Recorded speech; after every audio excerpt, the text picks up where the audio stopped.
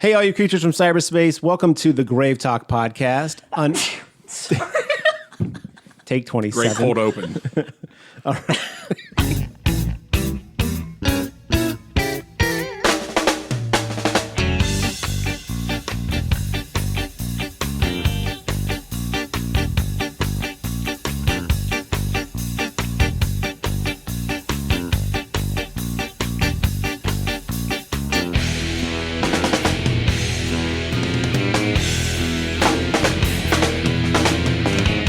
Greetings, all you creatures from cyberspace. Welcome to the GraveTalk podcast. I am your host, Garrett. Unfortunately, this week, Mark and John are not able to be with us, but they will be returning on the next episode. We have a lot of fun stuff planned for that. But this week, we have some special guests, as we do in these types of situations. Some returning guests, some new guests. So let's go ahead and jump into it. So returning to the podcast, this week we have Alex. Hello, I'm happy to be back. You sound like it. You sound very happy. Oh, I'm delighted. Anything to break up the monotony of the post-apocalyptic hellscape in which we live. That's true. That's true. And new to the podcast, but longtime listener, we have Gray. Hello, folks. Hope you're doing well.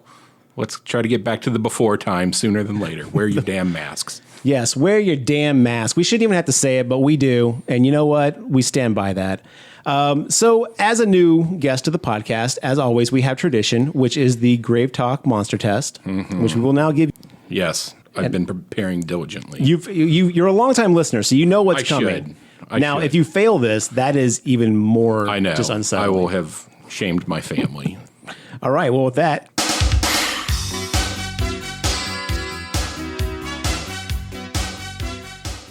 Question 1.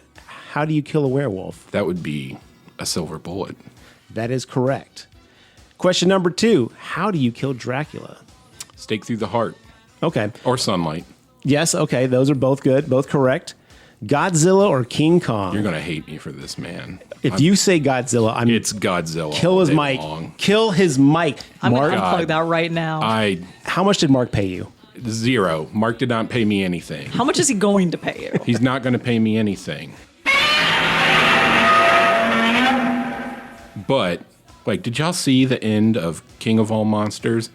I have not seen King of Monsters yet. Man, when you see that and you see pissed off Godzilla, you're going to be like, little baby Kong doesn't stand a chance. Oh, well, we'll find out in 2020-something when they decide to release that movie. Kong versus Godzilla. Now, there actually is money on the line for that. We actually have GraveTalk bets behind the scenes on how that movie's going to play out. Now, there's a good chance that it'll be a Freddy versus Jason where they basically each get a hit for hit and no one actually wins. But we are hoping, we have cash down that someone is actually going to win this fight on screen. Man, I hate to break it to you. Listen. I love Skull Island, but Godzilla. I've seen an ape eat a lizard. I haven't actually seen that, but it seems plausible. An ape's going to outsmart a lizard any day of the week. That's true. He's going to hit his credit, mess up his whole entire living situation. Like, if we go largest real ape versus largest real lizard, so probably like Whoa. versus Yeah. This is dragon. Kong and Godzilla, Yeah, though. We're not this talking is- realism. All right. We live in a fantasy world, and we're happy to be there. All right. Question number 3. Okay. Actually, this will be question number 4. Sorry, I can't count. Booberry, Count Chocula, or Frankenberry? I'm going to go Count Chocula. Okay. Wise decision. All right. Blueberry is gross. And a last-minute addition to the monster test, because Mark and John are here.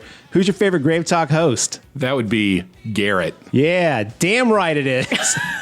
Well, congrats, Gray. You passed the monster test. Yes. You are allowed to be on the podcast Thank now. you. Mark, I apologize for doing such a half-assed job compared to your wonderful monster test expertise, but hopefully I made you proud. Now we can jump into it. So this week, we are going to talk about an Australian film, 2009's The Loved Ones. But before we get into that, since we don't have you guys on too often, what have you been up to? You seen anything cool that our listeners should know about? You done anything new with like video games, horror stuff? I watched a pretty fun horror movie on Hulu. It was called Pure. It's about some girls who go to one of those like weird like daddy-daughter like purity ball things. Ooh. But takes some pretty fun twists and turns. I don't know if it lived up to its full potential, but it was a fun watch. If you're bored at home, definitely recommend giving it a quick watch. It was quite a bit of fun. Well, John's not here, and one of his prerequisites is length of movie? Was it a tight 90 minutes, or was it extremely long? I think it was under 2 hours. Don't quote me on that, but it didn't feel, overly bloated or anything like that. It was a pretty efficient little movie. Okay. Was it kind of comedy, or was it like just straight up like psychological type horror? It was, I don't know that I'd call it psychological horror. It was fairly light, honestly. There were some intense moments, but it wasn't really a comedy. It was more just, I would say, I'm trying to think of a good comparison. It was just kind of an enjoyable, almost family drama, but with horror elements. So like an after school ABC special that's just fucked up. Yeah, exactly. Okay. Well, cool. That's on Hulu? Yes. And that was Pure. Pure. Okay, right on. Gray, what have you been up to? Listening to lots of records. Movies-wise, I haven't gotten a ton of new stuff. I did watch technically, it's a movie earlier this week called Santa Jaws. Really getting in the Christmas spirit. Santa Jaws? Yes, it's exactly what you think it is. Okay. And it's about as good as that name implies. There's a couple movies I want to watch on Shudder. Impetigore. Have you seen that yet? No. I want to see that, and I want to see the Mexican La Llorona movie that came out. The Conjuring one, or is that a different one? No, it's a different one. Okay, so That John... was The Curse of La Llorona. Yeah. Okay, John saw The Curse, and he was not thrilled with it, but I know he was like excited by the idea, so maybe that'll be something John needs to check out and do a quickie on or something. Yeah, because I really want to see that, and then with Halloween being last month, just kind of went through the old classics, all the old Halloween movies. The franchise, the Halloween franchise. Okay, yeah. I did that up until 6, and then it was like, okay, I gotta take a break, and then I just never got back to it. But I did watch 2018 though. So. I did that on Halloween and watched 2018 Halloween and Mandy. It was a really fun double feature. It's pretty nice. That is good. And as a reminder, we were supposed to have a lot of great stuff this year, but we're still waiting on Candyman, which I believe they've pushed to try to put out in theaters. We're waiting on Halloween Kills next year. Ooh, that trailer looks good. That was the biggest bummer of the year. What, Halloween Kills? No, when they pushed it back a year. Oh, okay, yeah. No, I completely understand why. That movie was such a moneymaker to lose that theater revenue. But again, I don't think anybody saw the situation we were in right now. I don't either. And also the new Conjuring movie, which, John, I know you're going to be mad at me for not knowing there was a new one coming out. But man, I read a little bit about the third one.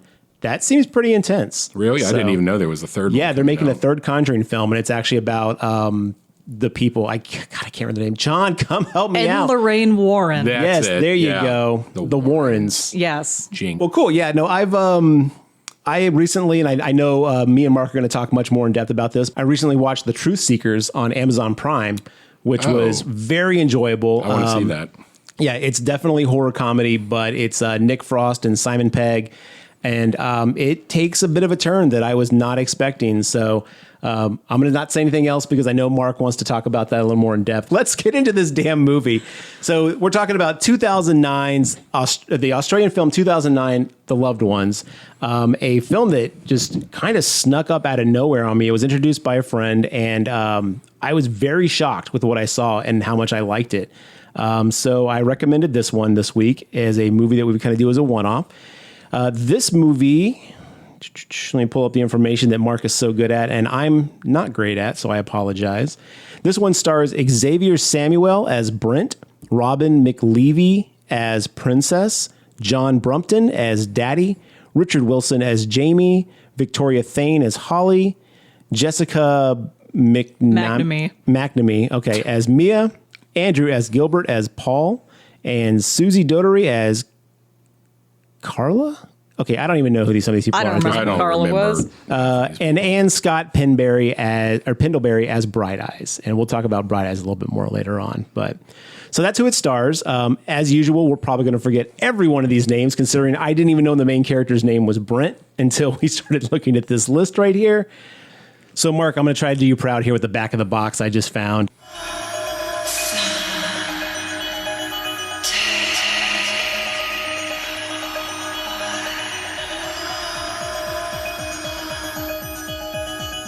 When Brent turns down Lola's invitation to the school prom, his refusal spirals into a horrific nightmare beyond imagining. Hours before the dance, Brent is abducted and taken to Lola's home by her demented daddy, who's determined to make his princess's dream come true.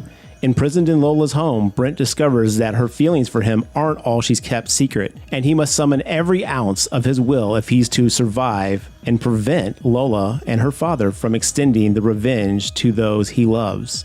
Spooky. Goodness.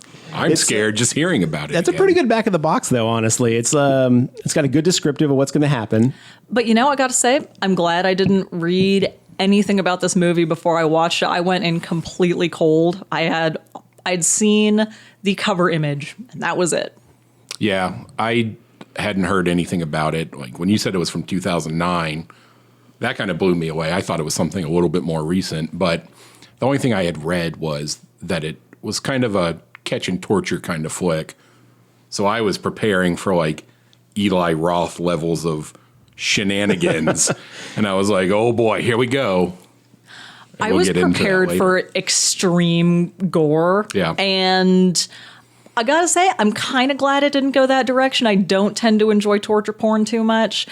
And I thought it was really effective with the gore it did have. Like, you don't get numb to it at any point. And so it remains pretty effective throughout the movie, I felt. Yeah, this is a really good example of, what you don't show is just as effective as what you do show if you do it right. Yeah, there's one spot in particular where... Is this the smoke? Yes. Okay, we'll talk about it. We'll get into it. Okay, yeah. Where it's like you don't really see what's happening, but woof. Yeah. Yeah, no, this was a Garrett choice. This is a Garrett recommendation, so it wasn't going to go too far on that Eli Roth spectrum, although we are going to do an Eli Roth film pretty soon because we just got to talk about him. The man's been too influential with horror as a whole, so... You can't ignore those eyebrows forever. Does he have nice eyebrows? He's got... They are caterpillars. He has very... The best eyebrows in the business, is that what you're saying? Formidable eyebrows. Okay. I like it. I'm into it. All right. You're like, I want to comb them for hours. Ooh, yeah. Just some little French braids in those. Oof. So 2009's The Loved Ones. Now, as I mentioned, this was an Australian film. And the first time I saw it, I was a little worried because it had the thing that always worries me is when we see like 19 different production companies attach their name to the beginning of it. And I was like, oh, this could be bad. It starts up right away. But before we get into the plot itself, I didn't really do any research on how well received this was. Does anybody know like how well it did with like the critics or Rotten Tomatoes or anything? So according to the Rotten Tomatoes, critically, they've given that a 98%. A 98? Yeah, that kind of blew my brains out. Wow. The audience score was a 73, which is where I kind of thought it would be. You know what surprises me, though, that the audience score is still, that's a relatively high audience score. But pretty good. This was a massive box office bomb because they had against a budget of $4 million, their box office was only about $360,000. Oh, that's not great. Yeah, no. Which I feel like is really surprising because, I mean, it was so critically well received and the audience received it fairly well, too. It was probably, maybe the marketing just fell really flat and that's why none of us had ever heard of it. Well, with $4 million, you're not getting much of a marketing budget. You're not, unless it's hitting like festivals and stuff, it's probably not getting seen or picked up outside of that. And I don't think this actually got picked up by an American I don't think it did either. Distribution company at all. And I think the other thing that kind of held it back was that the director of this movie, Sean Byrne, it was his first movie. That's really impressive that this is his first movie. I was kind of stunned. I was like, for a first timer, that's pretty quality. Yeah, no, I mean, this movie, if I would not have guessed that. I mean, when I first saw it, I was like, oh, this is pretty solid. I mean, this is ranking up with what I was seeing at the time with like Insidious and stuff like that. So, wow, that's a way to go. I wonder, has he done anything else? That I don't know. To the IMDb, everybody. He's only made one other movie, The Devil's Candy, which I've also not heard of. That's good. That is a good movie. Is it? What's it about? It's kind of a ghost story, revenge thing. Definitely, I can't talk too much about it without giving away bits and pieces of it, but you should definitely watch it. It's good. Yeah, that's surprising that it didn't do that well, but I mean, I don't know. I wonder if this has got like a cult following since then. Yeah, it kind of seems didn't that way. Deathgasm kind of have the same thing? Didn't Deathgasm not do great? Yeah, I don't think it did. But between this and Deathgasm, I've been impressed by the Australian horror I've been watching lately. It's all been really fun. Well, Deathgasm, New Zealand, or was it Australian? Oh, I thought it was Australian. Well, no offense to all of our listeners down under. Yeah. So I'm sure you guys appreciate me saying it like that. So this movie opens up with a kind of I don't know, was it not quite a pop song, but kind of a modern rock kind of. It was a the yacht Little River rock Band, song. sir. Oh, Okay, so truly a yacht That rock is song. the most yacht rock. okay. All right. And we're basically getting like establishing shots of different areas around this town, which from the opening establishing shots made this place look huge. I thought this was like a large area, like, like Austin and its surrounding areas, like level large. But everyone walks in this movie from location to location as if like it's just down the street from everything. Yeah. So yeah, we get a bunch of opening establishing shots of different areas. Also, I saw a place in the middle of a field called the Bowling Club. Oh, so I can speak to this. Bowling in Australia is an outdoor sport. It's like lawn bowls, basically. So you always see a bunch of old men wearing all white throwing balls around. Okay, so it's lawn bowling. Yeah. Okay, I thought it was really weird. I was like, wait, in Australia, do they have outdoor bowling alleys? I was really excited for a minute because I was like, I would totally be bowl sweet. outdoors. Oh, yeah. Yeah. You basically set up your pins on a lawn, and the balls are smaller than like a traditional bowling ball that, you would see in an American bowling alley. But yeah, I've never played it, but I've seen a lot of people What's play the it. difference between lawn bowling and bocce? Lawn bowling, you're still trying to knock over pins. Bocce, you're just trying to get your balls close to the other ball. Okay.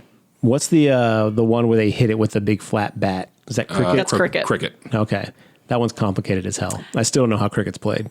So we open up with a father and son driving down a very, very narrow road. That road was like barely big enough for the car. And I was like, is this a one-way road or how do they handle this stuff? But they're driving along. They're listening to the Little River Band. Band. Okay, there it is. Yeah. And there's a whole conversation between the dad and the son about like different types of music and the quality of music. And the dad's very much like, this is my jam. Now, were the mom and the dad separated or were they together still? I think they were together still. I think they were as well. The implication was that they were still together, but Okay. the mom was just not present here. Okay, because he pulls out a cigarette and the son kind of flashes. Our main character Brent flashes him a look and it's kind of like, and he's like, "Don't worry about it. Your mom's sneaking him on the side too." And I was like, "Why don't y'all just smoke in public then?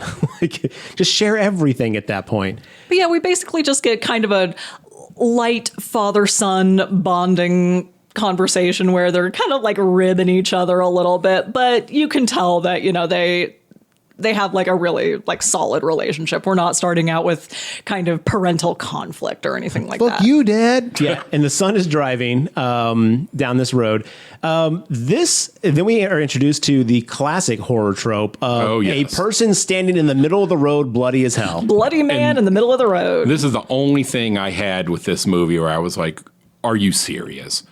That was the straightest damn road I think I've ever seen in any movie at any point in time. You could have seen that guy from 200 yards away, yet Brent, Yes. in his incapable eyeballs, apparently, they just didn't, they stopped working.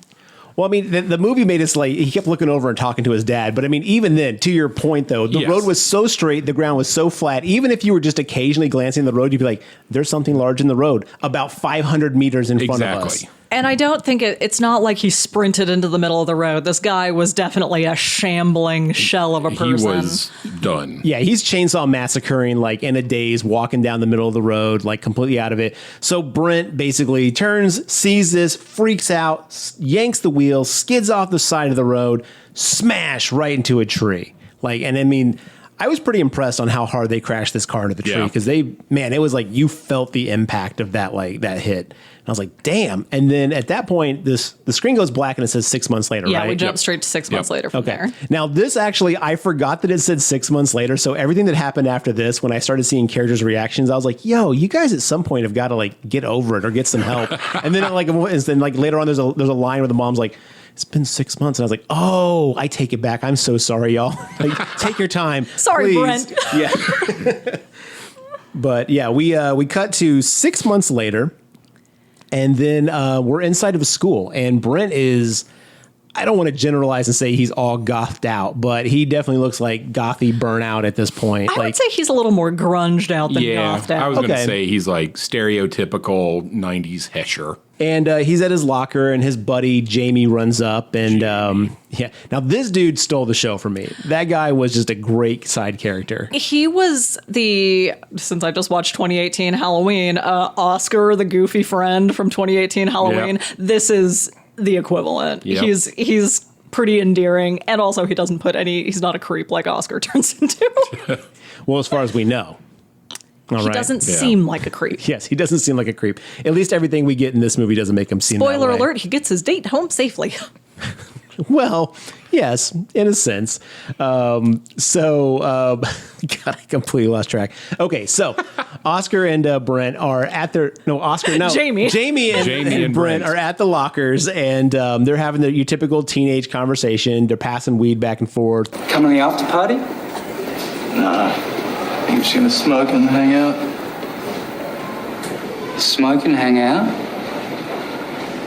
Man, Holly's parents were overseas and you're just gonna smoke and hang out? You got a raincoat? Yeah, I've only got one. Ripped. For her pleasure. Seriously, take it, dude. It's only gonna run out of date if I hang on to it. And then we cut to the standard hot girl walking down the hall, slow motion, hard rock kicks in, and Jamie just like jaw drops. Like he's just entranced in this girl. Now, what is her name? Mia. That's Mia. Okay.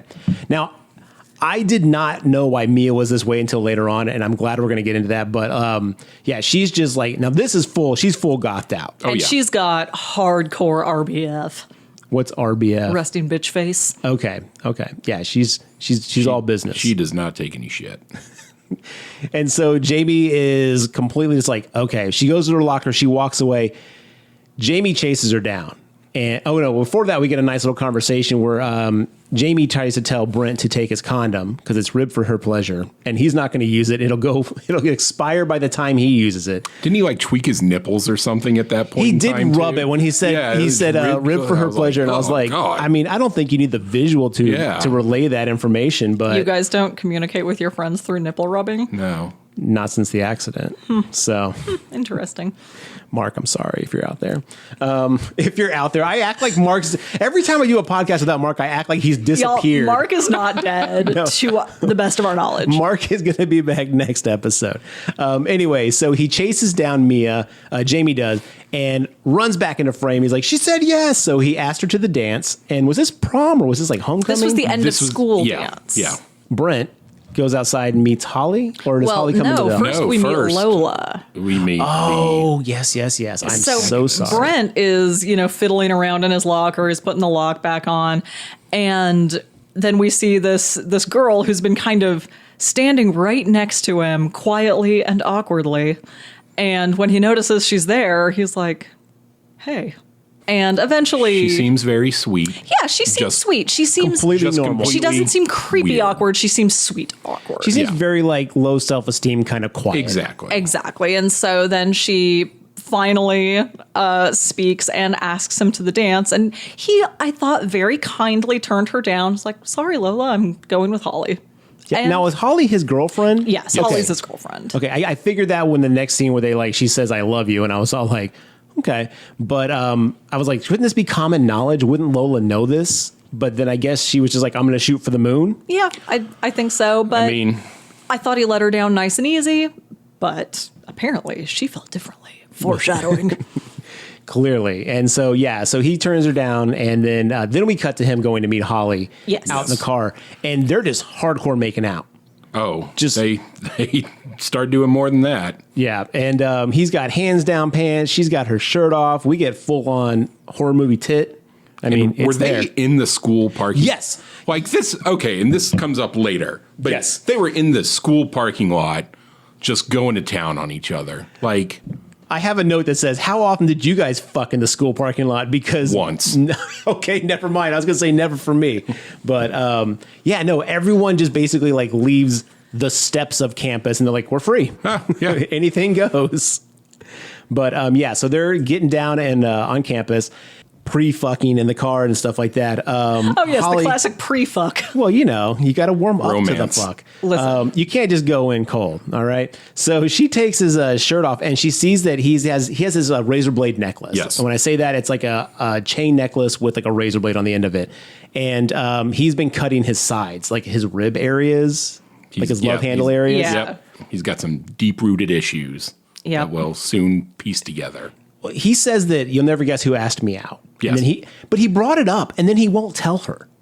He's just teasing her. Yeah.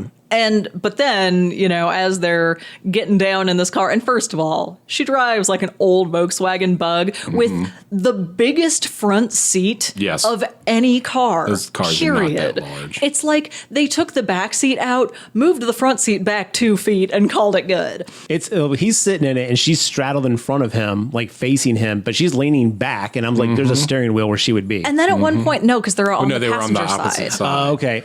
Damn. But at one steering point- wheel's the wrong side. Aussies. At one point, she like gets all the way down on the floorboards. It seems like, and I'm like, "There's." I hate to break it to you, but she was going down on him. What? Oh yeah.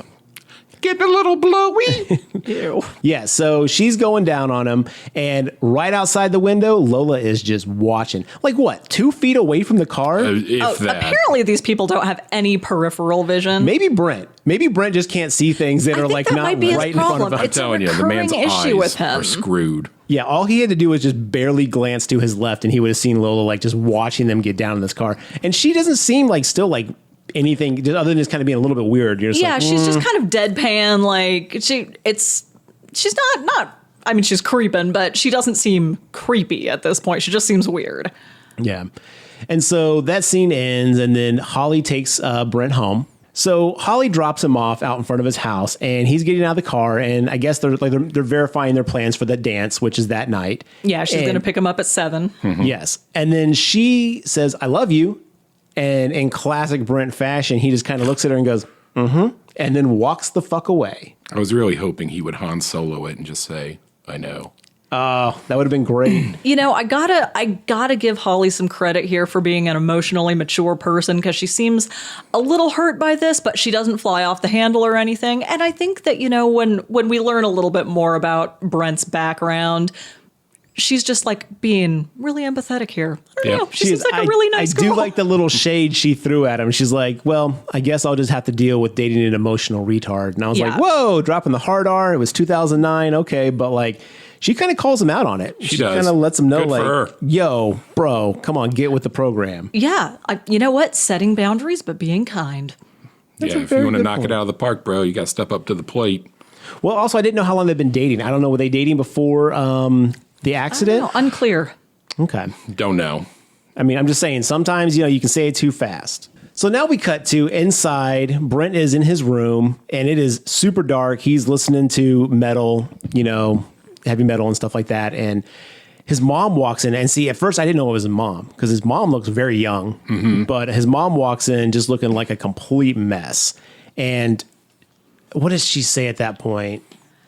Oh, God. She says something to the degree of like, "Are you going to that dance?" Oh, she makes it very clear that she's uncomfortable with Holly driving, because she Yes. just got her driver's license today. Yeah, And that's she's it. like, "I'll give you money for a cab." And at this point, we get confirmation that Brent's dad did not survive the accident that we saw in the first scene. Yeah, he's like, she's a safe driver. She's like, "I don't care. She's still too new at this." And then he kind of was like, it's not gonna be an accident, Mom. And she's like, she kind of gives him that like, "Okay, whatever." And he's like, "You blame me for Dad's death." And she doesn't really say no. She just kind of looks at him, and I was like, "Oh, you should at least say no." Cold-blooded. Even if you do feel that way, just tell your kid no, it's not their fault. Yeah. Sometimes lying to your child is the kindest thing. Because he is taking this very hard. And this is where we actually first start to get the real, like, he's seen broody before, but now you can see like he's got some very deep-seated emotional trauma Yeah. that he killed his dad. Yeah. Yeah. And he's not cutting coping well himself- with it. No, he's cutting himself as some sort of penance. I believe that's called dad slaughter. Yeah. What is that from? We learned that in Extraordinary. That's right. Oh, yeah. Dad's slaughter. After that scene, we then cut to Brent walking in what I thought was the Australian outback. It looks like it's in the middle of fucking nowhere because he comes to this like On a little vision quest. Exactly. He's got his iPod on, iPod Classic. R.I.P. Long live forever. Love that click 64 wheel. gigs. Oh, that's that fucking spin wheel. Bring it back. They never will. But here we are. So it's the future, baby. So he's listening to his heavy metal, and he comes to this giant cliff wall where he's going to basically free solo this thing. Like, that's what I thought. Like, they did that kind of wide pan of the area, and I'm like, you just cut yourself with your razor in your hand by gripping it too hard. Now there's a giant cliff. One, if you climb that, you're going to get infected. That's going to infect your cut, bro. Take care of yourself.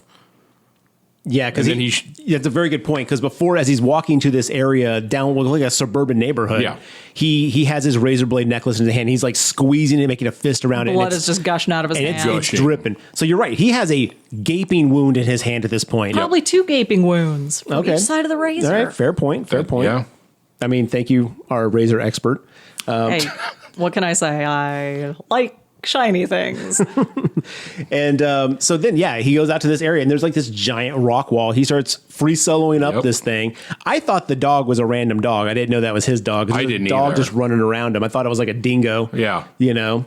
And, well, I mean, what I didn't know. I don't know how common dingoes are in Australia. I'm getting the side eye over here from one of our I'm going to guests. say not terribly common. They're not just like street dogs running around. No, they're not like kangaroos. Kangaroos are fucking everywhere. Okay. So he free solos up this this large rock wall. And then he kind of hangs off of it as if he wants to like let himself fall. And I don't know, like you get that, like once he starts slipping, he like grabs on like, okay, I want to live. Yeah. So you realize he's not ready to kill himself, even though you can tell he emotionally and mentally, he's kind of at that place. Yeah.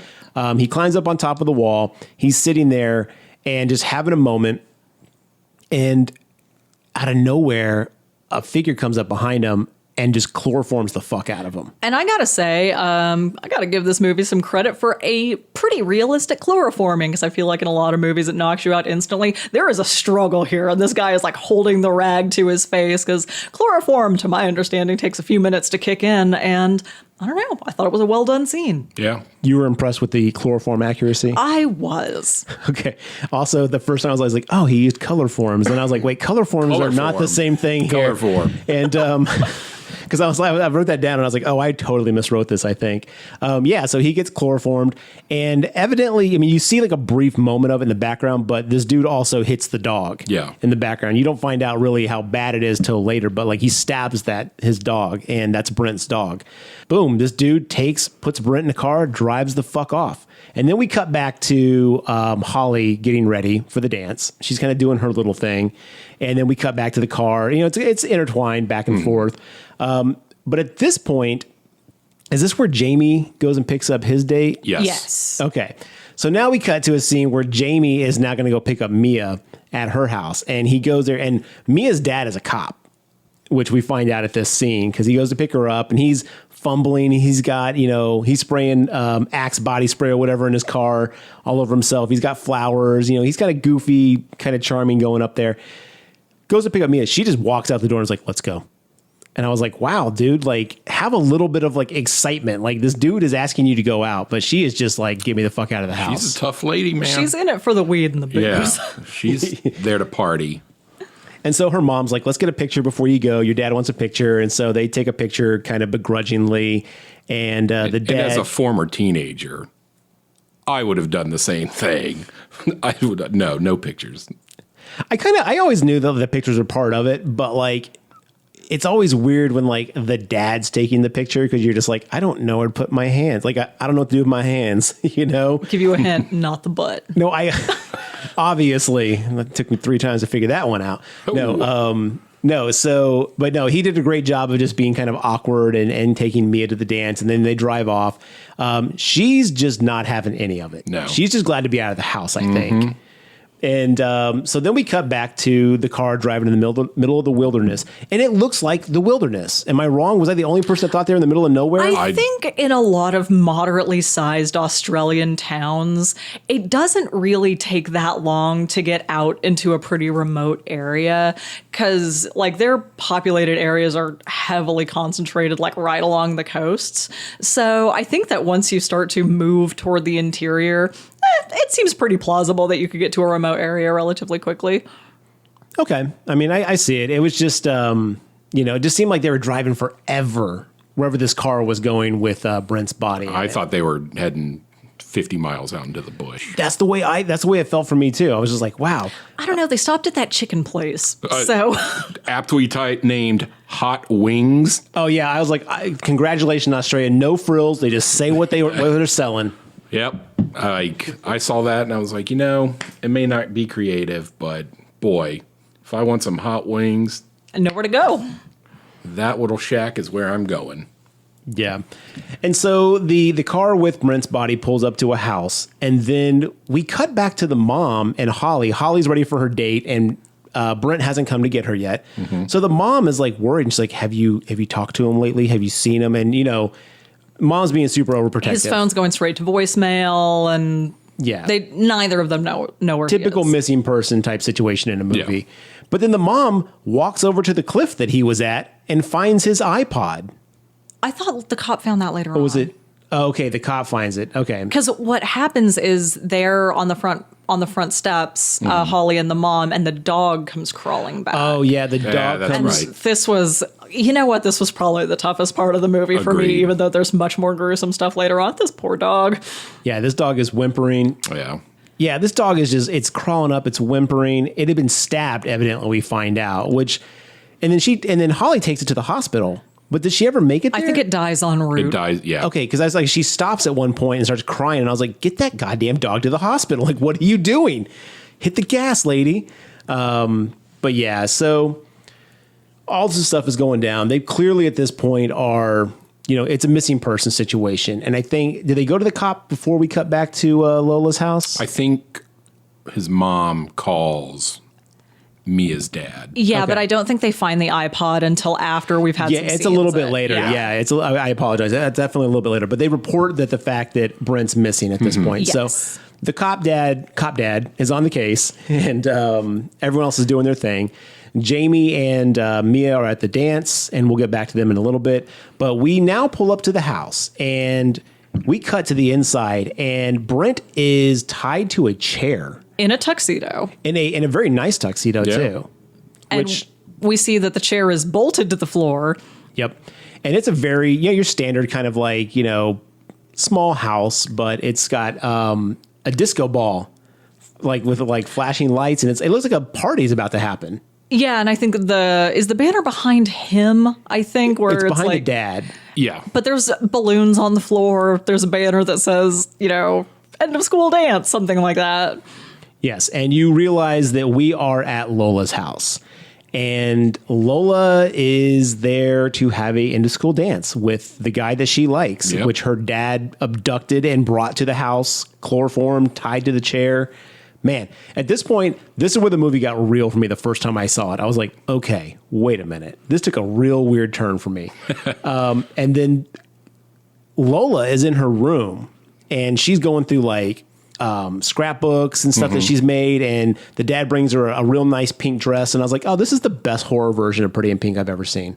She puts it was it a on. cute dress too. I wouldn't trust my dad to pick out something that nice. And then she tries it on in front of him, and Daddy's got some weird looks for his daughter. Oh who's yeah, half naked. Did not appreciate that. Yeah, there is a very prevalent weird incestual thing going on here, but I want to dig into that for a minute because we're going to get into some scenes that will kind of amplify that situation a little bit later. But did it seem like, I don't know if he was enjoying it too much, other than the fact that I thought she was trying to like play to the cameras, like play to him, and he felt obligated to stay there. I think it was kind of the internal struggle, because I do think something probably happened in their past, but I feel like the incesty vibes originate more with the daughter than the dad. Yeah. Yeah, because later on, she's like, it's always been you, Daddy. Because she's like, is being really aggressive to her mom, which we'll get into in a moment.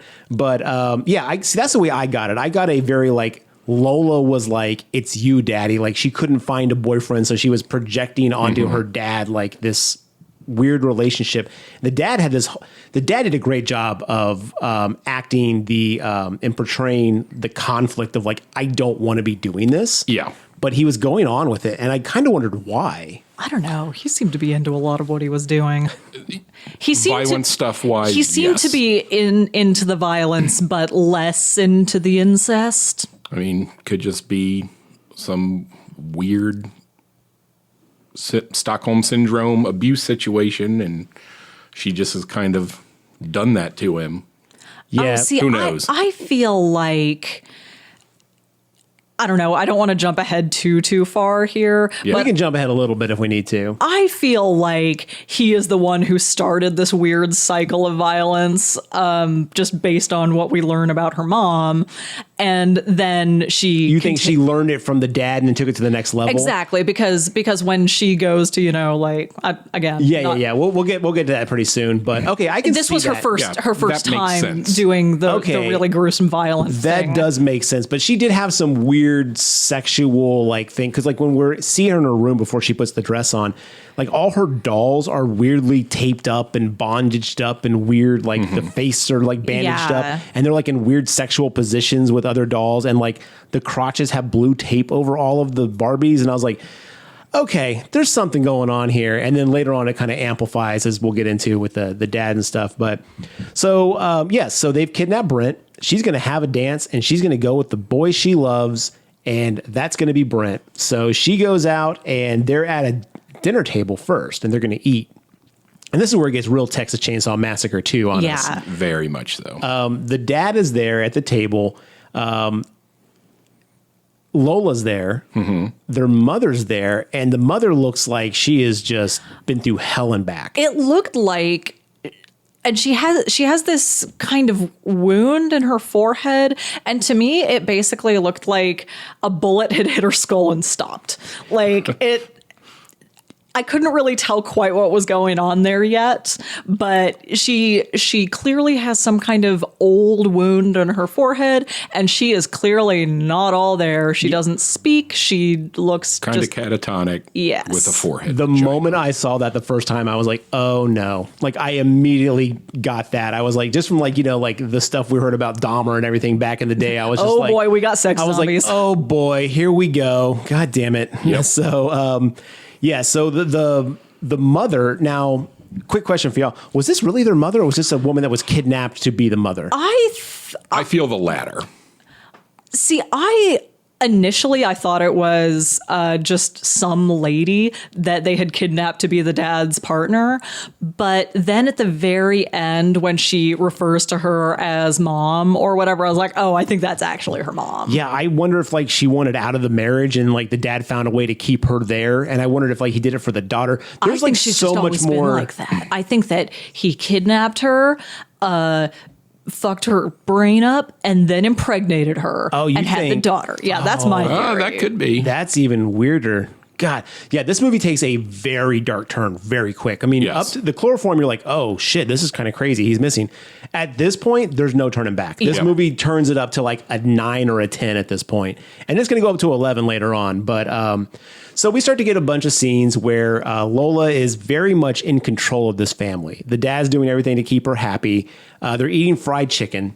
Very weird meal. Super gross looking chicken too. Yeah, it's like gray and greasy. It's not well seasoned. Yeah, Lola tries to shove a piece into the mother's name is Bright Eyes is what they call her. Tries to shove a piece into Bright Eyes' mouth and like gets real like hostile with her, which that also kind of made me question the dynamic of this family because like, man, she's talking to her mom like that. And so I didn't know who she was, but clearly Lola sees Bright Eyes as a threat to her relationship with her dad. Exactly. Brent's over there feeling real uncomfortable. They then inject some blue liquid into his throat. What It was looks that? like toilet cleaner I was or sitting there and I was Drano or something. They inject it like right into his voice box area. That's gotta It's so he can't yell or anything. Yeah. Because like if you notice, like at that point, he can only like do that weird like screechy kind of like howl thing. How'd that go? Yeah, that's pretty accurate. Thank you. Not bad. Did you do the Foley work for that movie? Ladies and gentlemen, Michael Winslow in the studio. Speaking of which, whoever did the sound for this movie did a fantastic Oh, job. it's yucky. Fantastic. Are we There are some referring to noises. the wonderful drilling sound that made my bones curl? Just, yeah, that was... Well, yeah, we keep alluding to this scene and we're going to get to it, but that was the one right there. I was like, I don't need to hear this noise ever again. So she then goes over to Brent, Lola does, and she is going to make him eat chicken. And she has got the best creepy, overprotective girlfriend face in the world at this point. It's so weird. Like, she was creeping me out, and I was just like, ugh, I hope nobody ever looks at me in this manner. I didn't really ever. think about it at the time, but this actress really crushed it. Oh, yeah. She just Oh, totally yeah. disappeared into this role. I think we do need to take a moment and just talk about every single person in this movie did a fantastic job, which is did. why it's so upsetting it didn't do better because you think of even the side characters like the cop father, like even he sold every single thing he did. And Brent, because, he can't really talk through most of the movie, he hardly has any lines in this movie, but just his facial expressions and his body language, that's not easy. And he does a great job. Everybody did great. Yeah. I agree. So, I mean, we cut back and forth a little bit to Jamie and Mia at the dance, and they're in the car. Mia doesn't want to go in. She decides to smoke. She just wants to smoke pot and chug vodka. And she is chugging vodka. She's like, and it's funny because Jamie, who's looking over at her, is just like looking at like wide-eyed, like, holy shit, how is that possible? Because he's taking a hit off the joint here and there, but man, she is just puffing away at that thing, taking massive swigs off this bottle of vodka, and he looks a little shell-shocked. He's realizing he's bitten off more than he can he is chew, out of his depth. and he's just doesn't know what to do. Poor kid. He does such a great job of like, okay, I'm going to try to hang with this. So then that's going on. Of course, there's a few scenes where cop dad's, looking around. He finds the iPod. The reason I'm kind of burning through this stuff is because the order's not super important. What happens at the house with Lola's was the most important stuff at this point. So intercut between what we're going to talk about with Lola and the family, all those things happen. Then at the house, Lola goes over to Brent, who's fully injected in the throat with Drano cleaner or toilet cleaner or whatever it was, tries to feed him some chicken. And then he's like, I've got to go to the bathroom. Like he says toilet. He like mumbles the word toilet. And she's like, toilet, 1 or 2. And he's like, she finds out it's number 1. And then she drinks a full glass of milk in front of him and then holds the cup below his dick, like takes it out. The dad is just watching this happen. What makes watching villains drink milk so unsettling? I don't know. It's like Colonel Landa in Inglourious Bastards. He doesn't want wine. He wants milk. Weird. Look, milk is fantastic. All right. Milk's pretty delicious. Yes. I don't know. I think there's something about watching a villain drink milk that is distinctly unwholesome. But here's the question. What type of milk do you get, man? 2%. 2%. Okay, I'm a skim guy. I'll do 1%, but I do skim. I was raised on skim. Okay. So that's all we had when I was a kid. It wasn't until I was probably 20 when I realized there was other types of milk. And then I was like, vitamin D, delicious, 2%, gold. Full whole milk, that's a bit too much. Only villains drink whole milk. Yeah, and I'm going to say, based on the viscosity of the milk in this glass, the word viscosity alone, I think it was whole milk. Yeah. Oh, man. Yeah, this is key to the plot, you guys. So she chugs this glass of milk right in front of it. It's like running down the side of her mouth. And then she gets down on her knees, pulls his dick out, and it's really weirdly seductive, too. Pulls his dick out, holds the cup to it, and she's like, go. And the dad's just watching it like, okay, this is happening. And then he can't go. I don't know if it's stage fright, but then she thinks it's like, oh, he was lying to try to get out of here. Yeah. And she tells her dad to get the hammer. Yes. yes, and at this point, I did not know what was going to happen the first time I saw it. I was like, I oh, didn't boy. either. I was sitting there and I was like, they're just going to beat up his penis. That poor penis is going to get whacked with that tallywhacker. That poor penis. So she basically says, if you're telling Porky Pies, Daddy's going to nail it to the chair. She's like, you've got 10 seconds to piss. I had to replay that to make sure I heard what I heard. I heard it and I was like, I don't want to believe I just heard that, but he's trying, and she gets to 9, and right before she says 10, he manages to like force himself to Squirt start. out a dribble. And then she gets really turned on. Like she is way into this. And then he finishes, and then like she goes to kiss him. Everybody's And got it's their like kink. the old piss and kiss, you know? Like, I mean, how often does this happen? Oh, the old piss and kiss. That sounds like the worst convenience store ever. After that awkward thing, now Dad doesn't have to do anything with the hammer, but he does take the hammer and go sit back down at the end of the table. Mm-hmm. So as she's doing the old piss and kiss, as we call it, he is taking his necklace with this. Please don't make kissing noises when I'm talking. Does that turn you on? Classic grave talk. All you out there jacking off right now, we get it. So You're welcome. As this is happening, he has his razor necklace and he's cutting through his rope Around his restraints. wrists. Yeah, behind his back, so they can't see it.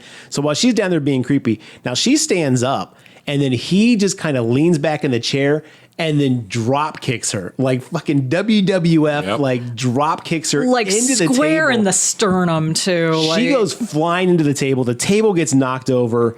He hauls ass. Oh, and no, his feet are still tied together. He hauls ass as hauling as he can, hopping away. You know what? That dude can hop like a He motherfucker. little bunny foo-fooed straight out that door. Yep. And then he hides under the car, and the dad's like right on his tail, like, okay, fuck it, I'm gonna get this guy. But he doesn't see where he went. He's like looking around in the yard, and as the dad's looking around, Brent's under the car, like trying to saw through the rope around his ankle. Yes. And he does. He does eventually get the rope off his ankles. And the dad gets in the car and is like gonna drive around and look for him. It's dark outside, so the headlights kind of are being used as like the spot of where our focus is supposed to go.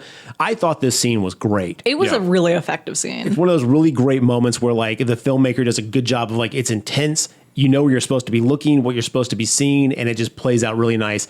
So the dad backs the car up, sees Brent. Brent starts running. He runs up a tree. The dad, at this point, drives his car full blast into the tree, which Listen, I was like, this why? is not a smart man. Clearly. We saw what happened last time somebody ran their car into a tree. You know what? It doesn't end I well. think there's just something about trees in Australia. They're just real easy to drive into. You just can't turn away. It's like birds in solid. glass. You just got to go right into it. So he crashes his car into the tree. He gets out. Lola runs out at this point, a little winded, but just really excited by the whole situation. And they start throwing, what, dirt clods? or something? Rocks. I think they're just chucking rocks Yeah, at him. I couldn't see. I was like, is that a bag of sand? What is this? The reason I say they're rocks is Rocks and bags. because they hit the tree pretty hard, and then when one eventually makes contact, Brent is out cold.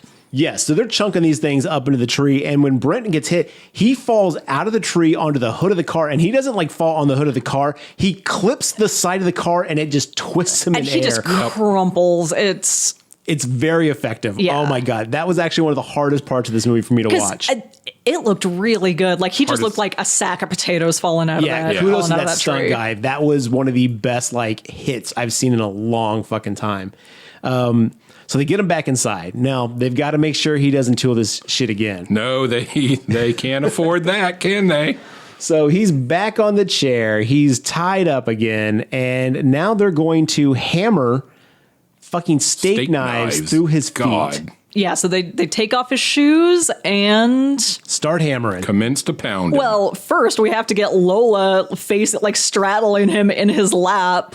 Oh yeah, because he's moving around a lot. He kind of hits it in. The dad hits it in one, and he starts squirming around, and then Lola straddles him, and then is seductively like in his face as like the dad's just hammering more and more of these steak knives through, and she's like, cry. Like she wants him to cry. Like she needs this, and he just realizes this is what she wants. Yeah.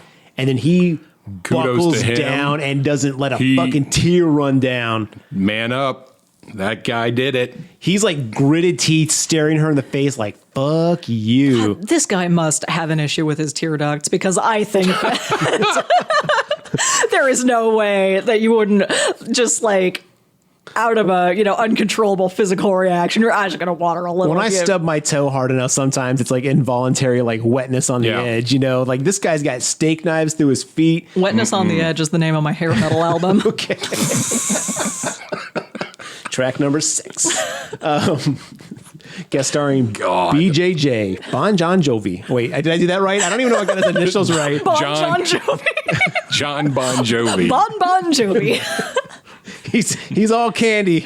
I love him. So anyway, Brent is now knifed to the floor, and Lola is on him just squirming and getting hers. And man, oh man, she is pissed off that he's not crying.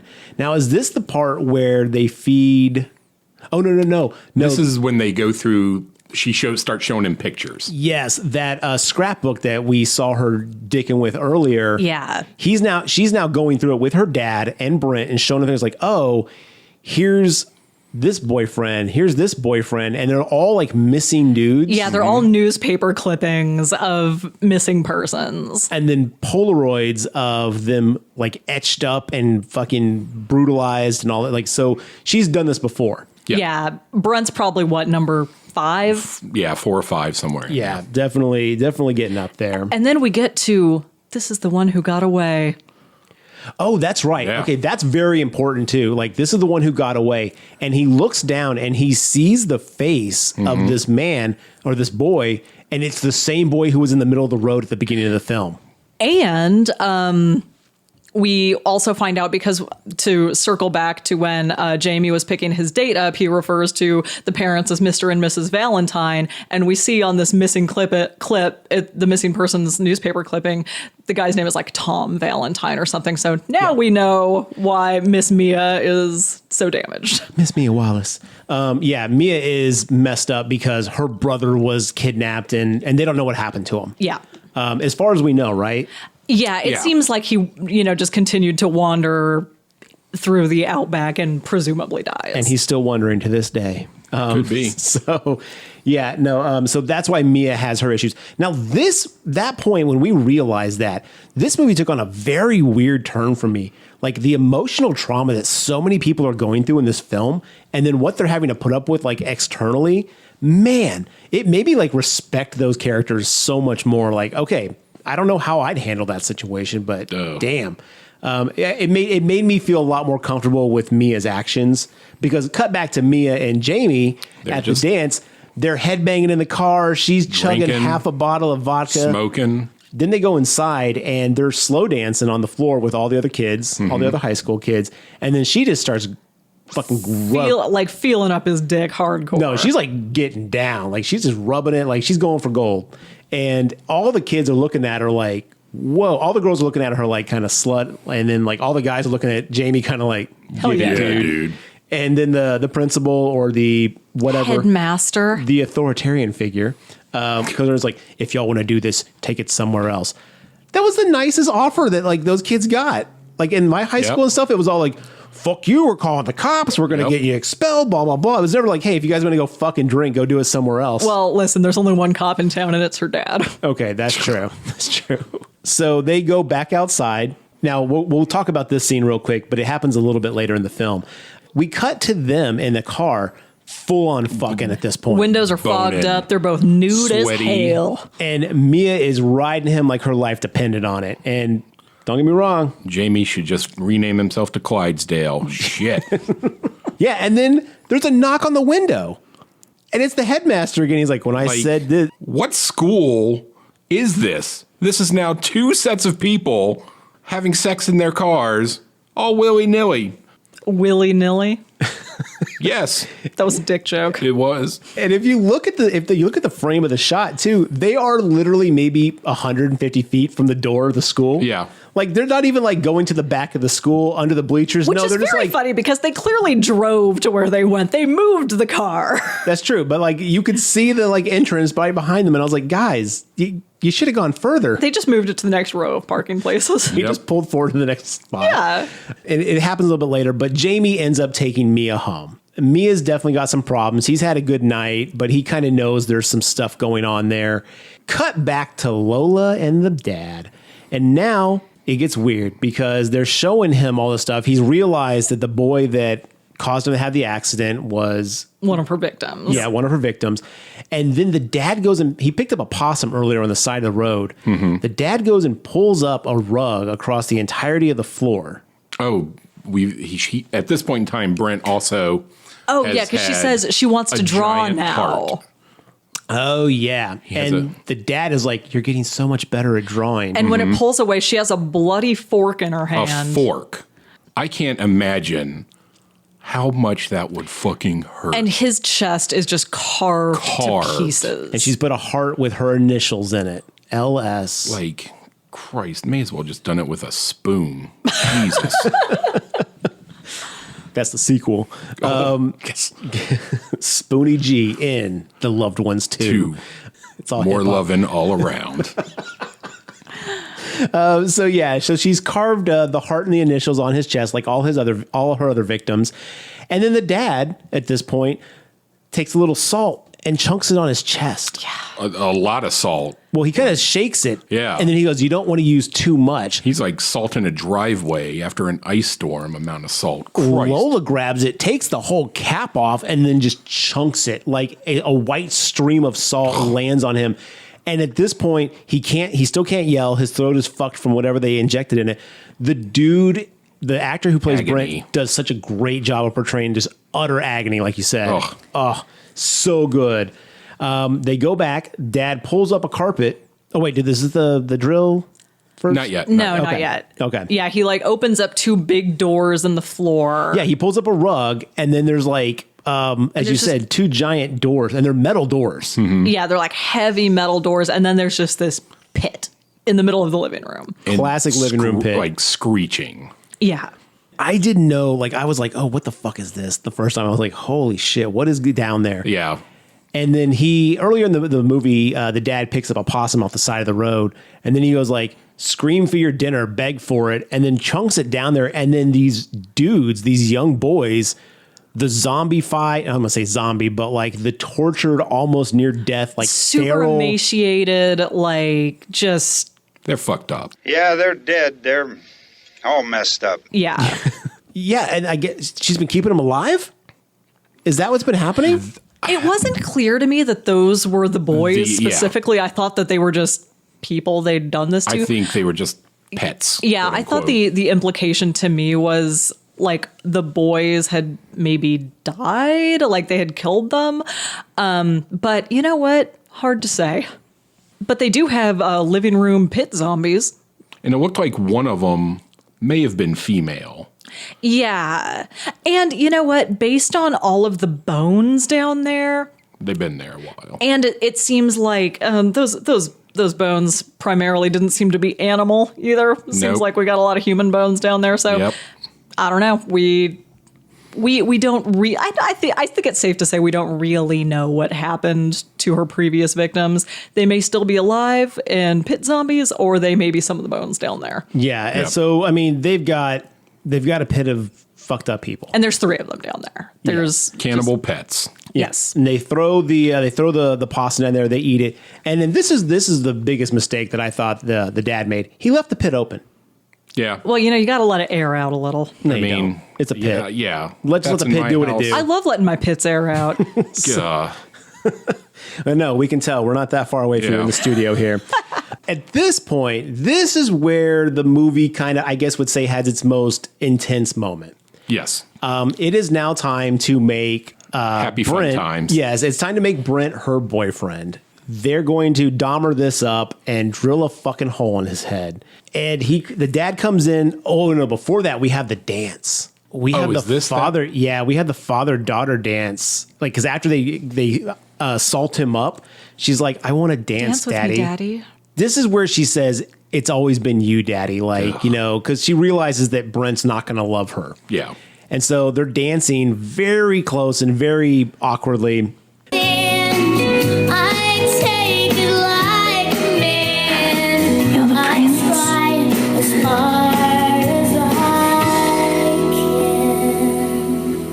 That's why I come My pretty enough, my heart too. It's always been you, Daddy.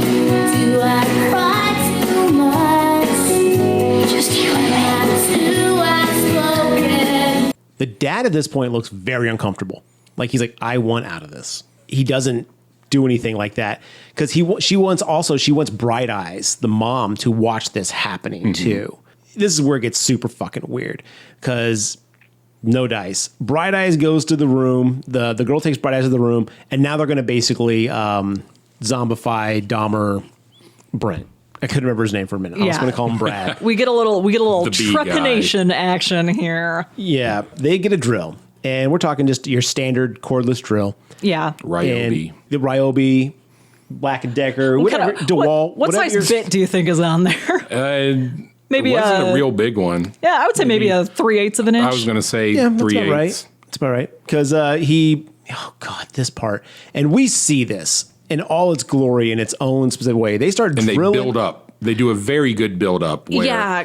Dad's holding him. He's got him, locked Kind of in a down pretty headlock. tight. And Lola has the drill in her hand. And she starts off probably 6 to 8 feet away. And just she starts holds it slowly out moving in and with just this drill. creeping. It's like James Bond where he's trapped on a table and a lasers. Mr. Brent, once again we see there's Exactly. nothing you have that I can't drill. And she also mentions this being her first time doing yes, this. and this is where she's going to make her own first whatever. Yeah. And she's very excited about it. Listen, I was excited She's about my to first sex pop her zombie too. lobotomy cherry. This got really weird from both of you really quick. Yeah, so she goes up. Now, this was very interesting because as they start to drill in his head, you see it kind of go into the skin, but then we get the behind the head shot. We don't actually get to see the hole being drilled as it's being drilled, and I really appreciated that because what we do get instead is we get a behind the head shot of her like leaning into this fucking drill. The dad says, don't go too deep. Just past the skull. Like you just got to get through the skull. We hear a noise, the drill against bone. And it's this kind of squealy, just... It's like when you hit a stud and it gets too... No Yeah. human should ever have to hear that noise. And then, nice little subtle touch, there's like little wisps of smoke coming off. Yes, you because think it was smoke or just it's smoke. brain fragments? It looked like it was That have so like been- light and wispy. It looked smoky to me. Or steam. Maybe it's just... It was definitely smoke. I'm just being Yeah. facetious. But because when they do the second time, damn, they're about to start a goddamn campfire on that kid's forehead. Just like you rubbing the sticks together to try to get a spark. But you see smoke and you hear this noise. Honestly, that was way more effective not seeing the hole for me than actually seeing the gore. And you just see that she has this like maniacal, gleeful look on her Oh, yeah. face. She's enjoying it. She's so happy about it. And so then right as they finish drilling, you hear the kettle whistling. Yes. Ugh. The kettle whistling. And then again, this definitely, from my stupid knowledge of stupid shit, I was like, oh no, this is definitely what I think it is. And they're going to pour boiling water into the front of his brain. They're going to lobotomize him. And she goes over with the kettle. The dad gets it, hands it to her, and he's like, be very careful, it's hot. She doesn't tip it far enough. So the water runs down the side of the kettle and burns dad's arm a little bit. And he's Excuse like, me, Yeah. Daddy. I'm so Daddy. sorry. I got to make it creepier. Daddy. One more time for the mic. Daddy. Okay. How about a little bit of daddy's sweetness? Ew. That's too far. I'm just going to edit that in every 2 minutes in the episode. Daddy Daddy's sweetness. sweetness. Daddy's sweetness. So she goes to do this. Daddy burns his arm. He's like, okay, you gotta give it more of a tip. And she's like, okay. And she's about to do it. And you're like, okay, here it comes. And then she throws a little tantrum. And she's like, I want the hole to be bigger, Daddy.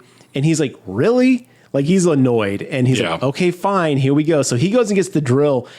And I thought, something's going to happen to stop this from happening. I thought that at every stage here. I'm like, there's no way they're actually going to drill his head. There's no way they're going to drill his head again. No, I was wrong, Dead y'all. wrong. And if you've ever took a drill to drywall to try to make a hole a little bit bigger, so you put one of those little wall mounts in and stuff like that, and you're kind of wiggling the bit around to kind of get the edge of it.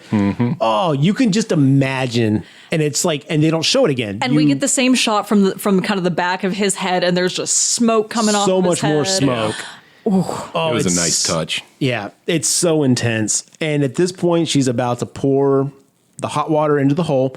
But at this point, Brent has also got his razor blade necklace back, and he's cut himself free again. Boom! He knocks himself free, slashes Daddy's face with the razor blade that he has in his hand, like a from Opens ear him to up. nose, like Yeah. a gash. He goes down. Lola's like, Daddy! And he yanks the knives out of his feet. Yes, Yeah. which, I mean, I see that in movies and I'm always like, I don't know. And I'm like, no, you know what? When you've got that level of adrenaline to get out, you've Exactly. got to just go full You know blast what? with it. He has so much full body pain right now that the feet are probably the least of his problems. He's I'm done it so- once. He can do it again. I'm so tender-footed. I can't walk across like the driveway without going, ooh, ah, ooh. And so like just the idea, anytime someone's like got knives in their feet or like running across dirt, I'm like, I'm dead. I'm gonna get like 3 feet. They're gonna catch me instantly. I'm like, guys, tiptoe slower. But yeah, he yanks the knives out. Now, does he stab Lola? No. I think he just knocks Lola down. Yeah, he just knocks her down. Oh no, he jumps on top of her and starts punching her. Oh, Yes. yeah. He 'cause just she's punches like, her and gets a few good hits in. she's like grabbing at his face, and I thought she was gonna dig her finger in the hole. God, me too. Is what it looked like. And then he like flips her over and just starts belting her right in the nose. And like these are full on hits. It breaks her nose. Like it's bleeding. She's messed up. She And still she's looks like thrilled about it. though. momentarily incapacitated. Yeah. 'Cause he just gets a few really good hits in and she's down. And this is where our man Brent decides to throw Dad into the zombie pit, which has Well, been left open. He stabs him in the neck first yeah. because he's Oh, pulled yeah, the yeah, knives yeah. and he like I thought he was going to like keep stabbing him to the point where he can like rip his head off. That's what I was kind of hoping for. I was like, But don't instead, let this fucker get away from he this. stabs him real good in the neck a few times and then just tips him into the zombie pit. Yep. Yep. Daddy goes into the pit, and then, you know, and as you yelled out when we watched it, Brent is standing over, looking down the pit, admiring his work. Because these three zombies immediately descend upon the dad and start eating him up, particularly in the face and neck area. They get a little taste of daddy's sweetness in their own special way. Oh, man. Yeah, and then Lola freaks. Like, she's like, Daddy, but like, she doesn't say that at first. Like, she Yeah. runs up behind Brent, knocks him down, tries to throw him in the pit. He goes down to the floor, and then she kind of like, almost in a weird scorpion lock kind of thing, lifts his legs up and then throws him in the pit too. Yep. And I was like, well, you fucked up right there. Never turn your back on anybody near a pit. No. Like, you didn't kill her. She's still there. You kind of get what's going to happen. But to you, buddy. luckily for Brent, the hammer has fallen into the pit as well. Well, because Lola gets pissed because the zombies are eating her dad. She's throwing random objects Yep. laying around the pit Yes, at the yes, zombies correct. to try to get them away from Daddy, which is not going to happen. They're like, yeah, fuck off. They hungry. We eating tonight, boys. Looks like meat's back on the menu, boy. Man flesh. Oh, God. And so at this point, she, and I apologize, listeners, because I say and so much. I need to find a better thing to say. At this point, she closes the giant metal doors to the pit. This thing is soundproof. And if you're going to build an underground pit to keep people in, make sure it's soundproof. Yeah, That's just especially if it's good- full of shrieking zombies. That's just good pit 101, you know? Did you learn that on this old pit? I'm Bob Vila with this old pit. In Norm. Now, in the movie, the cop dad has been going around. He finds Brent's iPod on the top of the cliff, which, again, I thought was in the middle of fucking nowhere. So I was like, how does he know to look there? Evidently, this place is like in their backyard or something like that. It's got to be close. They all share they're in the same subdivision, Yeah. clearly. But he doesn't have any other clues until after, he's lying awake in bed and Holly Holly calls him. is sleeping in his room, and she's like kind of like laying there sobbing. And she remembers that Brent had mentioned that, Lola was the one who asked him to the dance. So she gives the cop a call in the middle of the night. He picks right up and then cuts straight to him out on the road, driving out to Lola's place. How she didn't recall this earlier is kind of beyond me. I can see why she wouldn't think it was relevant, though. Like Maybe. I see both sides of it. You're stressed, you're running through like panic, stuff Yes, like that. But at the that same is time, valid. like this is very relevant to the day. Yes. Like Lola. This has happened within 6-7 hours. Yeah. If you had mentioned something happened last week, I'd be like, I can understand not remembering that, but Yeah. this happened earlier that day. I can totally understand not thinking it was relevant, though, because, like, okay, yeah, people I guess they didn't see her watching them exactly bone down. Like, or there was anything. no indication that she was a threat at any point. So That's true. I can see not bringing it up to the cops. I get it. Okay. Well, she calls the cop late at night or whatever time it is. It's dark. Cop immediately hauls ass out to Lola's place. Now, at this point, remember, Daddy's in the pit. Brent's in the pit is sealed, and Lola is wherever the fuck Lola is. Oh, no. Is Lola murdering Bright Eyes at this point? Yes. And let's not forget, okay, before she closes the pit, this is really important. I am sorry I missed it. Before she closes the pit, she looks down at Brent, and she says, I'm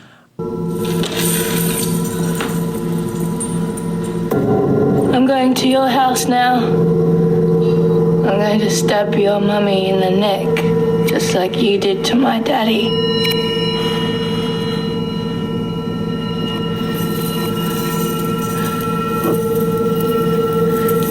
And then I'm going to stab Holly in the heart, just like you did to me.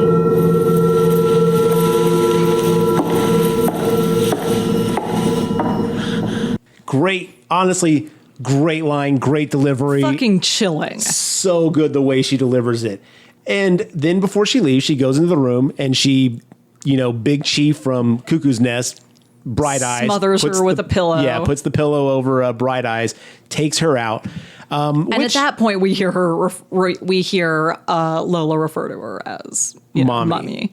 But I didn't know if that was really her mom or not. Yeah. And I still think it is. I'd love to deep dive into this, but I also don't want to deep dive into this. We'll talk about it for hours. So yes, at this point, Lola is left the house. She's going to go kill Brent's family. The cop. Oh wait, no, I fucked that up. Yeah, because I think the cop arrives Yes. while she's killing Bright Eyes, because Yep. Brent can hear the cop through the floor. He can hear the footsteps, hear the door open, And he's screaming. and the cop cannot hear him. Yeah. But because Brent is a solutions-oriented young man, he starts hurling stuff at the doors above. And so The hammer and the flashlight. And so things the like cop that. is hearing, thunk, thunk, thunk, and he finds these doors and opens them up. I wonder how many cops actually find hidden pits in houses. I hope the Hopefully number's not small. many. Yeah. I wish. I hope so. But you know what? That's You know why the disheartening. number's probably small? Because the people with pits are good at avoiding cops. That's Oh true. boy, here we go. That's why you don't go on Very dates. accurate. So That's why we're all going to be alone forever. at this point, the cop opens the pit, sees Brent down at the bottom, bam, immediately he gets fucking stabbed. Yep. Falls in the pit. Brent grabs the gun that the cop had, the 6-shooter, aims up at Lola, starts firing. Bam, bam, bam, bam. And shoots the disco ball, the glass ball above her, and that thing explodes. I loved how that looked. Yeah, that was great. So cool. And then at that point, she's all like, I'm going to go kill your mom. I'm going to go kill you, Holly. And then bam, she's out. Now, this is the funniest part of the whole movie for me, because we then cut to a scene where Lola is just walking down the middle of the road, when it looks like the middle of the outback. Yep. With her little memories scrapbook, a giant Big fucking ass knife, kitchen knife covered in blood. covered in blood, nose bloody. Like Andrew WK, Yes. crusty, she's a damn mess. And she's singing to herself. She's like, all right, this is to me, it's a Wednesday. You're just like, what the fuck? But that's the thing is, she's walking. And I'm like, yo. at the most leisurely pace possible. But I think her dad's car hit the tree, maybe, I don't know, busted the radiator, it's overheating, it's not working. I don't know, headcanoning here. My theory is the cop took his keys into the pit with him. Like when he fell in the pit, she might have just not had access to a vehicle. That's fine, but it's just it's like this Mad Max level wasteland where she's just walking. It's like it's going to take her 6 hours to get there. Anywhere. Based off the way that the environment and the shot looks, it looks like it's so far in the middle of nowhere. It's like it'll take her forever. She'll Brent's die. mom's going to be an old woman by the time she gets there. Holly will be married with 2 kids. Yeah, pick up the pace, Lola. And so Holly, though, is going to go out and see what's cracking out at Lola's house because, sending the cop out there wasn't enough. So Holly's driving out into the middle of nowhere to go to Lola's house to see if Brent's out there. As she's driving, the front of her car gets hit with the scrapbook, and it blows up into a bunch of papers. She stops the car, looks out the front window like, what are all these random papers? Lola walks up, opens the side of the door with a knife, and then just like starts talking to her and then lunges in at her. But as you yelled at the movie when it was playing, it's like, go! Just hit the gas. She's not in the car yet. Accelerator. Just hit the gas. Holly is so stunned or whatever, like at that scene, like she's just not thinking about putting the car into any gear other than park. And the one thing that I noticed in this scene, and I don't know if y'all caught it, did you see the size of the parking sticker on that vehicle? Oh, that's typical. I think that thing was monstrous. No, that was It's like almost 5 by a quarter, 5 inches. At No, least. I think that they give those to new drivers. That's all I could focus on as they were fighting. I'm like, that's a liability. I saw that too, and I was all like, what is going on? I was like, maybe it's those like Australia? 36.2 type stickers people put on the back of their cars. Maybe it's like, I learned how to park today or something. Maybe they're really proud of it. Merit badge. So, yes, I did notice that Okay, huge good. ass I'm glad I sticker. wasn't the only one. I also did notice the fact that I don't know what kind of car it was. You called it earlier, but I love the Australian El Camino. I think it's a Holden Ute. Okay, I love that Whatever car. it is, it fucking rules. I was like, I want one of those. I just want to cruise and listen to like Deep Purple and crank it as loud as possible and go to like a barbecue Listen. and drink Miller Lite. It's Australia. You're only allowed to listen to AC/DC. That's fine too. And drink Their new record's real Fosters. good too. Foster's. I work with a guy who works in Australia, and he's all like, "Don't you dare give me that piss." They hate it so much, As they should. It's like the natty light of Australia. Ugh. So anyway, yes. So Lola's in the car. She's trying to stab the shit out of Holly. Holly falls out the back of her side, of the driver's side, onto the ground. They're on the ground. Lola's on top of her, stabbing away and like hitting the But concrete. Holly can fucking scrap, man. Yeah. Like, she really holds her own in this fight, I Well, feel she like. manages to push herself away. She doesn't really like hit Lola at all. She's just kind But of. she is in the inferior position here, and she manages, like, she's unarmed and on the bottom. So she's in a tough spot. I don't want to defend Lola here, but she had been through a lot before this point, and she had been walking for what, days before? I can only assume. So yes, so Holly manages to hold her off enough. We then see coming down the road Brent in the cop car. First, we got to talk about how he got out. Yeah. Oh yes. Because when I first saw the pile of bones when he falls into the pit, my initial reaction was he can build some kind of bone scaffold and climb out. A bone scaffold.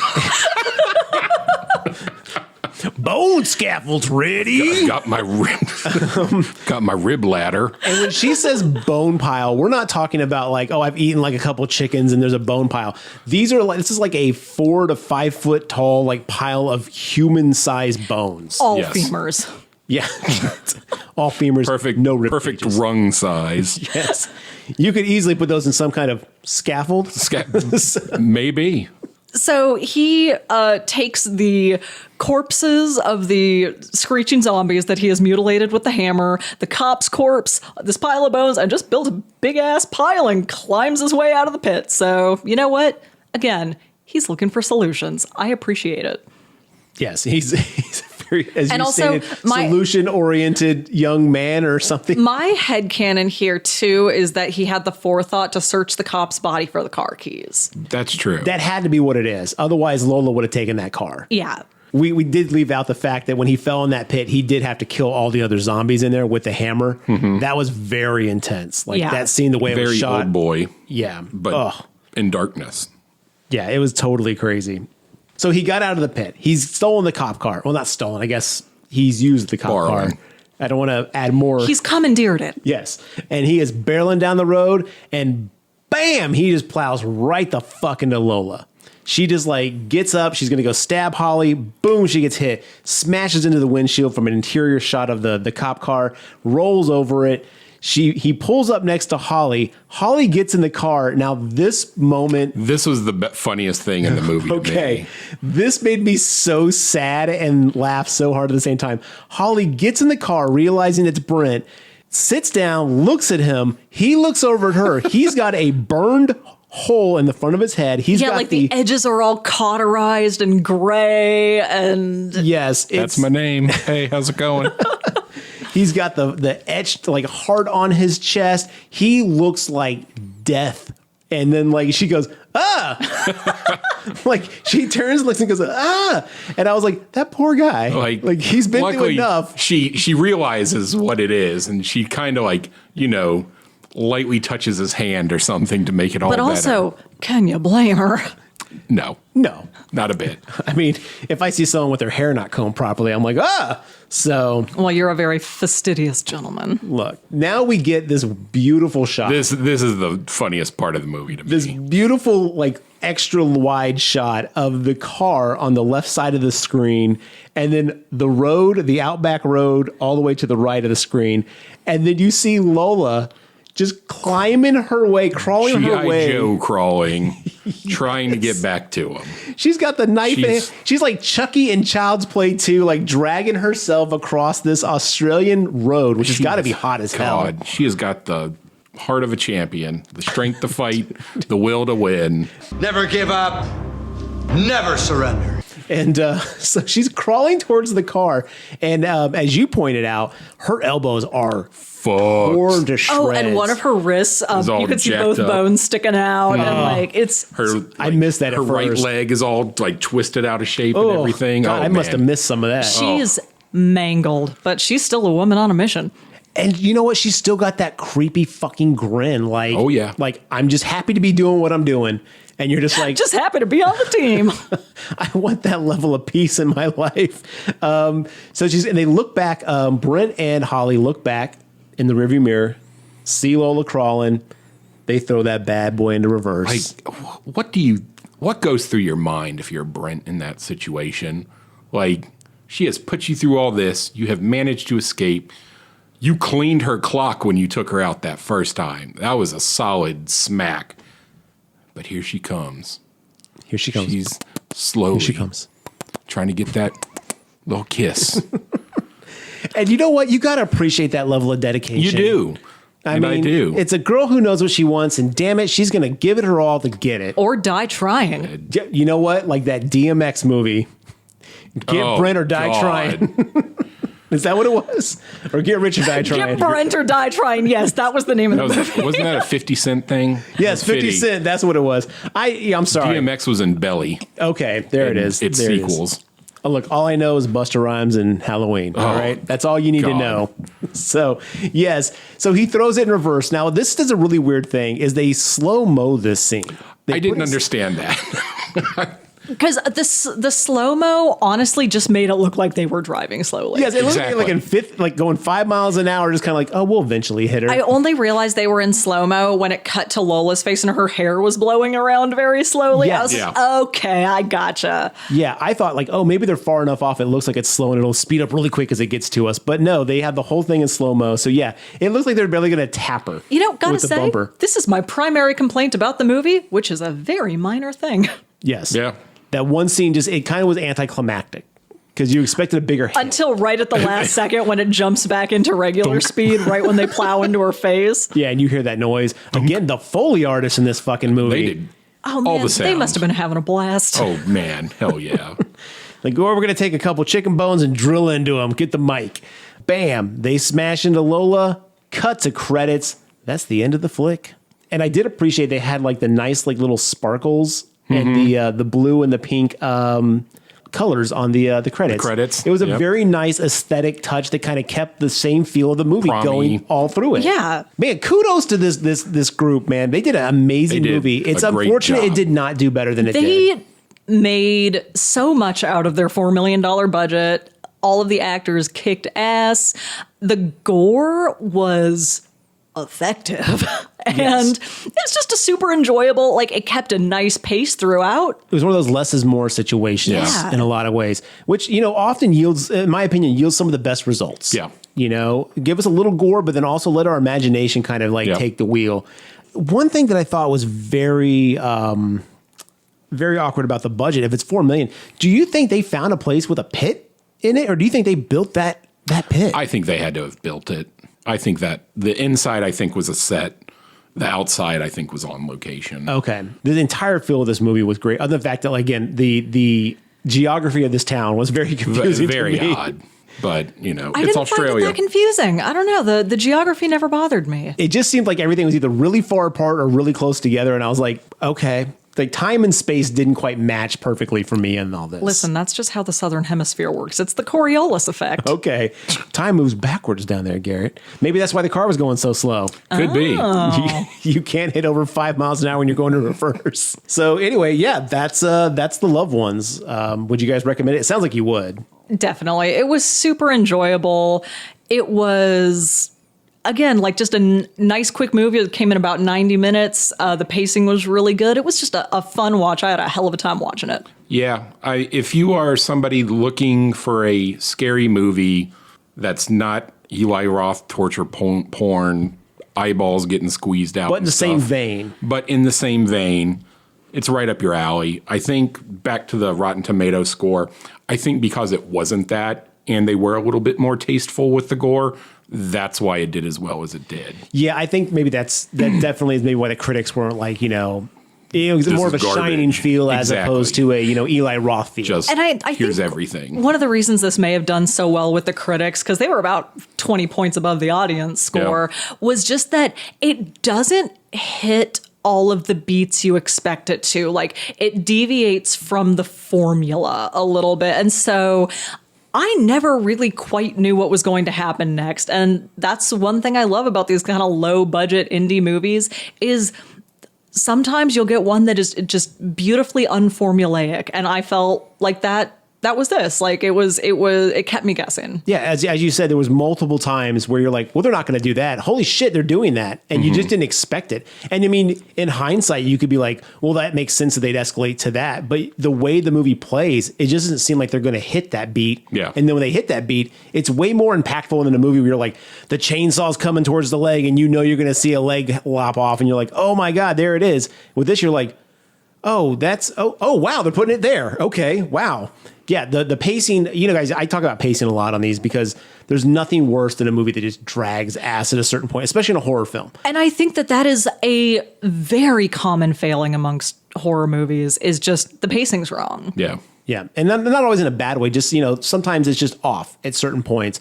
But this one, I never felt a moment of, like, lull. Even when, like, we had those, like, calm down moments when we see, Mia on the bed looking at the photo of her brother. We see, Holly just chilling in the room before she realizes Lola Stone, was the person that turned out. Like, even those moments, the actors and actresses were selling what they were supposed to be selling. And again, we have to give kudos. And maybe that's why it also did good with the critics is like the acting in this film, so good. Yeah. Yeah. But I can't commend them enough. It was fantastic. Yeah, highly recommend. It was a blast. It's definitely a high recommend for me as well. You guys know me. I don't like super, super gory stuff just to be, ultra gory. That new Evil Dead was great in its own right, but there was times I was like, oh, got some moments in it. Oh boy. This I felt had the same feel without having to like ingest the gore. Yeah.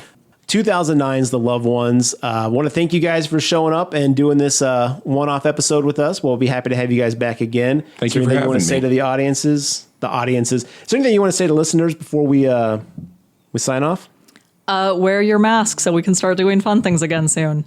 That, and can I plug my podcast? Oh, absolutely. So I too have a movie podcast. It's nowhere near as what's the word I'm looking for? Structured, yes, as this one. It's called Outpost 31. Did anybody get the reference? I think that's a movie. No. I think that's in a movie. It is. It's the thing. Oh, son of a bitch. I Yes, should have sir. gotten that. Ooh, get off the podcast, lady. So yeah. Okay, we're wrapping If you up get anyway. bored after you listen to the Grave Talk, check us out. We've only got 2 episodes out. You got to start somewhere. We do. And that was the Outpost 31. Outpost 31. And are you guys on Stitcher, iTunes? iTunes, SoundCloud? I think, yeah, we're on SoundCloud. Maybe not on Spotify. I'd have to check with my buddy Kevin, who's kind of in charge of it. But yeah, it's fun. We talk about random stuff and then jab about a movie for like 20, 30 minutes. Oh, that's awesome. Yeah, no, definitely check it out. We love to get that podcast network kind of going and stuff like that. So definitely check it out. Outpost 31. The Outpost or Outpost? Outpost. Outpost Force 31. And check out the gravetalk.com where we have all of our new episodes. We've got some really fun stuff coming for you guys. Now, I know if you get this far in the episode and you haven't turned it off by now, good for you.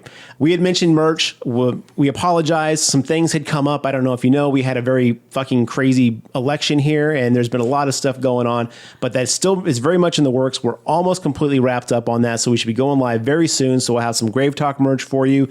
And I know Mark, John, and myself have a lot of quickies and fun little things we put on the website soon. So be sure to check those out. Until next time, we'll talk to you then. Am I not pretty enough? Is my heart too broken? Do I cry too much? Am I too outspoken?